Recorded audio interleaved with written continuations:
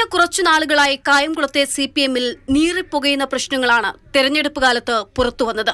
Area committee അംഗവും പത്തിയൂർ പഞ്ചായത്ത് മുൻ പ്രസിഡന്റുമായ KL പ്രസന്നകുമാരി രാജിവെച്ചു. കത്തിൽ MSM കോളേജിലെ വ്യാജ സർട്ടിഫിക്കറ്റ് വിവാദത്തിലുൾപ്പെട്ട് ആരോപണം നേരിട്ട ജില്ലാ സെക്രട്ടേറിയറ്റ് അംഗത്തിനെതിരെ ഗുരുതരമായ പരാതികളുണ്ട്. ഈ മാസം 8-നാണ് സംസ്ഥാന സെക്രട്ടറിക്ക് തപാൽ മാർഗം കത്തയച്ചത്.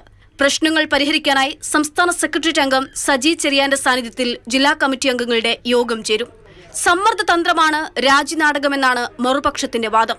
പ്രസന്നകുമാരിയുടെ മകനും ജില്ലാ പഞ്ചായത്ത് അംഗവുമായ ബിബിൻ C ബാബുവിനെ ഭാര്യയുടെ ഗാർഹിക പീഡന പരാതിയിൽ CPM-ൽ നിന്നും നേരത്തെ സസ്പെൻഡ് ചെയ്തിരുന്നു. തെരഞ്ഞെടുപ്പ് പരിഗണിച്ച് തിരിച്ചെടുത്തെങ്കിലും ഏരിയ സെന്റർ അംഗമായിരുന്ന ബിബിന് നൽകിയത് പ്രാഥമിക ഘടകമായ ബ്രാഞ്ച് അംഗത്വം മാത്രം. ഇതാണ് രാജിക്ക് കാരണമെന്നും പറയപ്പെടുന്നു.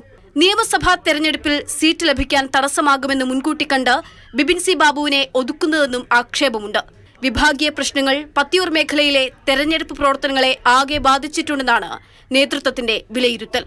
മാതൃഭൂമി ന്യൂസ്, ആലപ്പുഴ.